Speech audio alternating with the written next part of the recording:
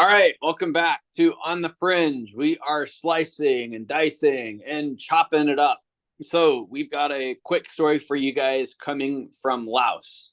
This is a really, really sad, unfortunate event where six backpackers were killed after a methanol poisoning from drinking tainted vodka at a backpackers. So, this is something I guess we can talk a little bit about travel safety here. But Yeah. first and foremost, I'd like to give my condolences and best wishes to the families of the six people that died. Having traveled a lot in Southeast Asia and having drank local alcohol before, whether it's arak or whether it's vodka or cha-cha, I've been very, very lucky. I've never had anything like this happen. But if you do drink alcohol, especially if you don't know exactly where it's been or who's manufactured it, be very, very careful because you can get sick, or worst case like this, you can die. So I would like to. Mhm. No. Continue, Dave. Sorry. Okay. And I would just like to say that be careful if somebody does offer you a drink, whether you're at a bar or a hostel, just be very, very careful. And if you don't know the person, I mean, it is, common sense. We generally, back in the States and in the UK and Australia, we're very weary and leery of people that are offering us drinks. But if you go to a foreign country, just do the same thing. They're trying to do something very, very kind for you, and they're trying to be nice most of the time. And it may be unintentional that something happens, but just put your safety first. No matter what, your safety should come first before you do anything or go anywhere in a foreign country or at home. Safety first, people. Safety first. So today we're getting into different kinds of poisoning. But so first off, there's standard alcohol poisoning, which is just when you have too much of ethanol related alcohol, which is a problem. And it's pretty common when you have homemade or unregulated hooch, which is a big problem, particularly in Southeast Asia. Attendant to that issue is the problem of methanol poisoning.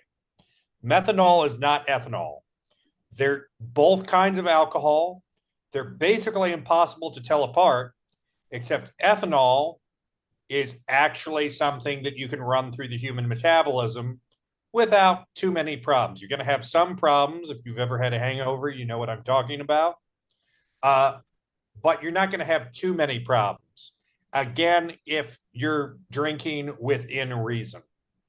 Methanol is lethal. If you have enough methanol, you will die. And you can survive methanol poisoning, but it is going to mess you up pretty bad.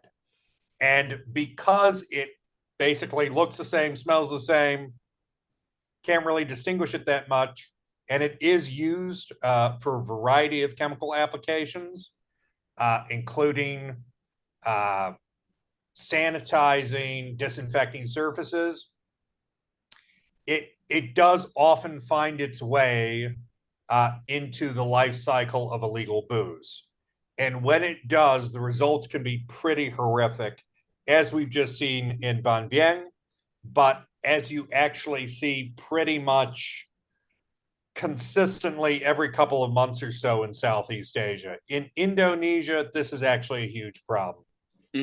Hundreds of people every year, usually in very rural villages where they're making this stuff in vats behind someone's house. Every year, people die. And again, it's not a couple of people. In this case, sadly, right now, we have 6 dead people from the poisoning event in Vang Vieng. But I would say in Indonesia, across the archipelago, in terms of reported deaths, you usually have a couple hundred every year at the least. So this is a very serious subject. And, it's not just Southeast Asia, but it is a problem in Southeast Asia. And in a place like Vang Vieng, which is, you're in a small country, you're not that close to Vientiane. You've had issues with regulation in the past. This is something that people should be aware of. And if you're up in the hill country and you're having a good time, if it's not coming out of a bottle in front of you, I'd be very leery. I'd be very leery about taking anything, particularly if someone's handing out shots in the middle of a room. Mm-hmm. And again, I think unfortunately, people are probably going to get thrown in jail who didn't have the slightest bad intention in the world. But the fact of the matter is, if you don't know that it's safe and you're handing it out to people, you're criminally responsible. And Yep. this is not a laughing matter anywhere in the world. And in a country like Laos that is dependent on tourist income, that takes us very seriously, you're going to have the book thrown at you. And in the LPDR, having the book thrown at you, you might get a little bloody. Things are not going to go well for you. And at the end of the day, there's 6 dead people, and someone has to be held accountable for that. And I personally think I was looking and reading some of the stories about this, and it looked like the guy was just handing out shots to people at the backpackers. And it was a bottle of locally made vodka from what I remember, and probably 100% unintentional. And this guy probably got a bad bottle of vodka from the distillery or wherever he bought the bottle of vodka from. And these people just got a really, really shitty hand in terms of they got methanol instead of getting ethanol and alcohol. So it's a really, really bad situation all around. And it goes back to the fact that if you go to a country that has weaker regulations, especially with food and beverages, be very, very careful about what you're actually drinking and eating and putting into your body. I mean, you go to a street stall and you eat food, in Indonesia or Laos or Thailand or pretty much anywhere. I mean, just be smart. And if the food isn't hot or if there's nobody there, then, take a second thought and go, okay, do I really want to eat this? Instead of just going, okay, I'm hungry and I want to have this. Think about what could actually happen if you do take that shot, or if you go to that restaurant and you get food poisoning. And I mean, I've had food poisoning twice, probably almost, I'd say twice in the last 3 weeks since I've been in Indonesia. And it really sucks, but it's not nearly as bad as having anything like methanol poisoning, but still it ruins your trip and it ruins at least the next couple of days. And that one small mistake or that lapse in judgment that you make can have a huge impact on your life. So just be very, very careful in terms of, what you choose to drink and what you choose to eat if you're outside of your comfort zone, you're outside of your country. Rule of thumb, I learned this from my parents. If there's not a bunch of local people eating at the place, don't go there. If it's past 2 a.m. and there's no one else around, don't go there. They're just very simple rule of thumb things where you go, you have to be careful and you have to accept that, you're playing Russian roulette. Eventually your luck is going to run out and you're going to get food poisoning. And when that happens, you just kind of have to, if you're eating on the street, you just kind of have to accept that as the price of doing business. Now, that should never be the case when it comes to your life, when it comes to something like methanol poisoning. And this is why, this is the rare moment where you catch me doing this. This is why, look, food and safety regulations are actually very important. There's a reason we have them. And when shit like this happens, you realize why. Again, this guy was not trying to poison anyone. He didn't have it in for anybody. He didn't know any of these people. He wasn't trying to do down his own business. And I don't think anyone was. I think this guy went out, bought a bottle of vodka, sight unseen, was on someone's shelf, might not have even had a label on it. And he was like, oh, cheap vodka. And the problem is when you cut corners and no one's making sure that, you're not cutting corners too much, things like this happen. And to echo what Dave said at the beginning of this, total tragedy, feel awful for everyone involved. I really hope the body count doesn't go up because there are people in hospital right now. People are going to be in hospital for a while probably. and really horrible situation. And I'm sure very traumatic for the people living in Vang Vieng. Now, this is not the first time that Vang Vieng has had problems related to the tourist business. There was a previous issue with tubing related deaths. I think that was around 2012, 2013, Yep. where the thing to do was to go to Vang Vieng, go out tubing, get drunk, and you would literally have buckets of beer or buckets of vodka lowered down to you while you were tubing down the river.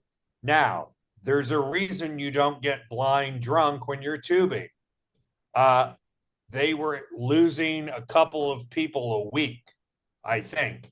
There was a period of time where there were just too many people dying on the river. And eventually the government stepped in. The Laotian government had to step in and actually demolished a bunch of businesses along the river because they're like, you can't do this. You can't serve grain alcohol to people when they're tubing on the river, which kind of seems like a common sense liability thing. Clearly wasn't. And of course, lo and behold, they do that.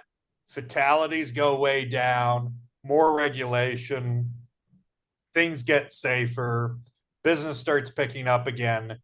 And unfortunately, this has come at a point where Vang Vieng has had maybe like 5 or 6 years where they didn't have this reputation, where things were going really well for people. And then this comes along, and, you know, one incident, 2 incidents can really destroy a town like this. They are, I would suspect, going to struggle for business for the foreseeable future. Yep, I would think the same thing. And I've never been to Laos. I would love to go. Oh, you'd love it, Dave. I looked at going a couple of years ago, and at some point in the next couple of years, it's definitely on my radar. It's always been on my radar. And something like this would not stop me from going to Laos or going to a rural area. But this would just be a reminder that I have to be very, very careful of what I eat and what I drink in that particular country or in that particular city or town, because Laos is quite underdeveloped. And Myanmar is similar as well. And if you go to a country that is more underdeveloped and something like this happens, you're going to have to get evacuated to neighboring Thailand. And I got food poisoning really bad in Thailand. I'd planned to go to Myanmar, ended up not going because the doctor in Thailand said, if you get sick over there, they're going to have to air evacuate you to Thailand if it's bad enough. And that's going to cost you a ton of money.